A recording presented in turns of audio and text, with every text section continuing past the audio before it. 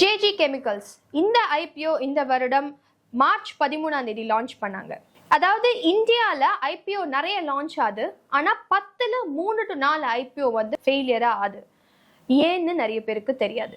Tata, TVS அப்படின்ற மாதிரி giant companies launch பண்ணுற IPO கூட சொல்கிற அளவுக்கு க்ரோத் இல்லை. ஆனால் சடனாக ஒரு சர்ப்ரைஸாக லான்ச் ஆகிற ஒரு IPO டக்குன்னு மேலே போகுது. அதுக்கான ரீசனும் யாருக்கும் தெரியல. அதனால தான் இந்த ஸ்டாக் மார்க்கெட்ல லான்ச் ஆகிற IPOஸோட சார்ட், அது லான்ச் டைம் வச்சு நாங்கள் அனலைஸ் பண்ணி பார்த்ததுல மேஷ லக்னம், லக்னத்திலே சந்திரனும் குருவும் இருக்கு. அது மட்டும் இல்லாம 2 குடையவன், 11 குடையவன், 5 குடையவனும் 11ஆம் வீட்டில் இருக்காரு. ரொம்ப ரொம்ப ஸ்ட்ராங்கான சார்ட்டு.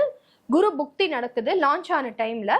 ஸோ இது பேர் சொல்லிக்கிற அளவுக்கான பெரிய கம்பெனி இல்லைனாலும் இதோடைய IPO சார்ட் ரொம்ப ஸ்ட்ராங்கா இருக்கு அப்படின்னு பார்த்துட்டு நாங்க வந்து இதுல இன்வெஸ்ட் பண்ணோம். ஸோ மே மாசம் முடிவில் வந்து 230 ரூபாய்க்கு நாங்க இந்த ஸ்டாக்கை வாங்கினோம். இன்றைக்கு தேதியில 400 ரூபாய் எடுத்து, ஸோ ஆல்மோஸ்ட் 75% ப்ராஃபிட் வந்து இதுல வந்திருக்கு.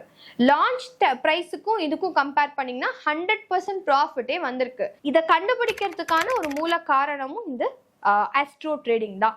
ஸோ ஆஸ்ட்ரோ ட்ரேடிங்கை பொறுத்த வரைக்கும், இல்லை ஸ்டாக் மார்க்கெட் ட்ரேடிங்கை பொறுத்த வரைக்கும் IPOஸை சூஸ் பண்ணுறதுல சக்ஸஸ் ரேட்டை இன்க்ரீஸ் பண்ணணும்னா கண்டிப்பாக அஸ்ட்ராலஜிக்கல் ஆஸ்பெக்டை நீங்கள் பேக் சைடில் வச்சுக்கணும்.